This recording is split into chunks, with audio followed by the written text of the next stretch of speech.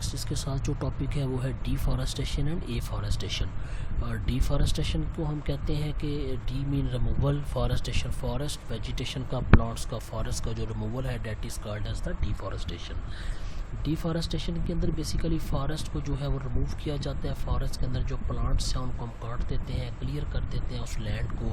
اس کی ریزنس کیا ہے؟ ہم نمبر اٹین کرتے ہیں وہاں سے پلانٹ مٹیریل اٹین کرتے ہیں کراپس لگانے کے لیے، اپنے کیٹلس کی گریزنگ کے لیے جو ہے کرتے ہیں. لیکن اس کے جو ڈیفارسٹیشن ہے اس کے جو امپیکٹس ہیں وہ بڑے سویئر قسم کے، بڑا نیگیٹو امپیکٹ جو ہے اس کا پھر ہمارے پاس آتا ہے.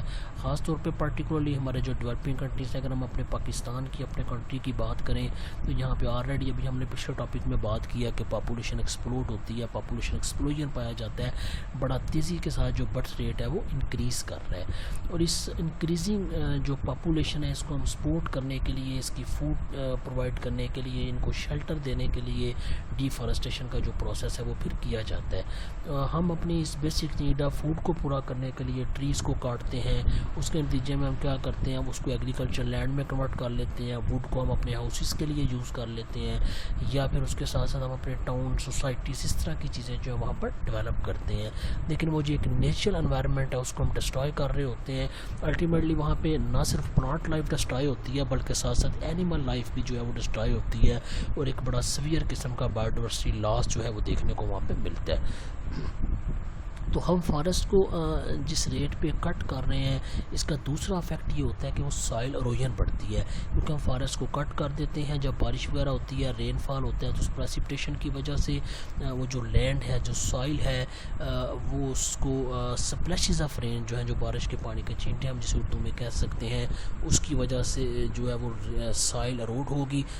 جس وقت سائل اروڈ ہوگی تو اپنے ساتھ ڈفرینٹ جو امپورٹنٹ قسم کے نیوٹرنٹس ہیں وہ بھی فلو کر جاتے ہیں.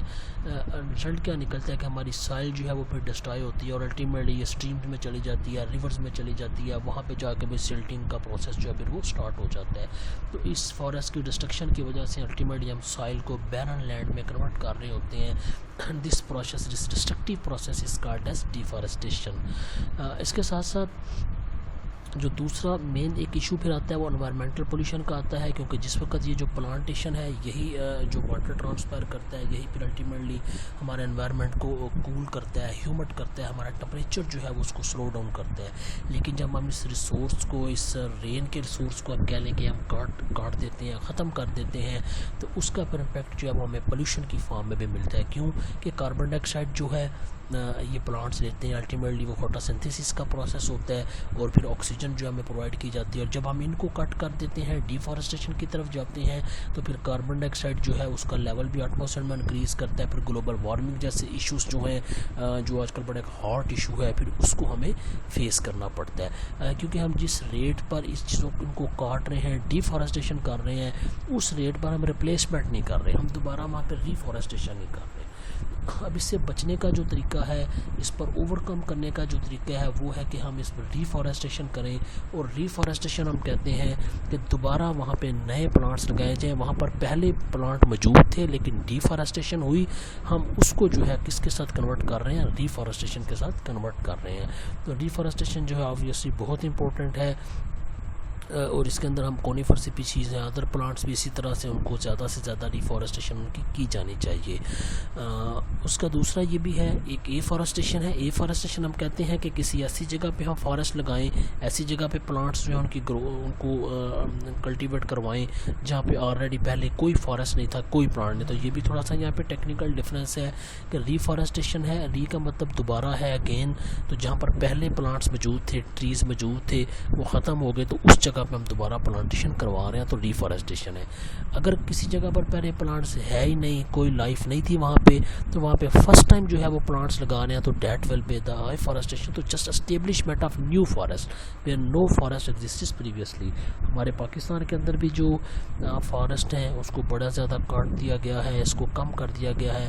آبویسلی تو ہمارے یہاں پہ 25% جو ہے ہماری لینڈ پہ فارسٹ ہونے چاہیے، لیکن تقریباً جو ہے 5.7% کے قریب یہاں پر ہمارے فارسٹ موجود ہیں اور جو ڈفرینٹ ورلڈ انسٹیٹیوشنز ہیں وہ ان کی اس کی طرف سے بھی ہمیں جو تھریٹس کی رپورٹس آ رہی ہیں.